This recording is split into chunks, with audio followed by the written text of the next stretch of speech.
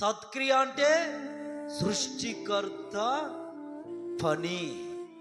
సృష్టికర్త పని చేయకపోతే నీ ఇంటి వాకిట ఏముంటదంట?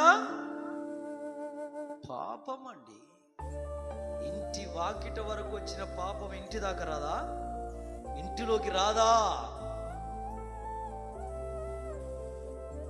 దేవుని సన్నిధిని, దేవుని ప్రార్థనను, ఉపవాస ప్రార్థనలను, జాగారాలను, ఇక్కడ చేయవలసిన పరిచర్యను పక్కన పెట్టి పరుగులు తీస్తున్నావు. ఏం సాధిస్తావని?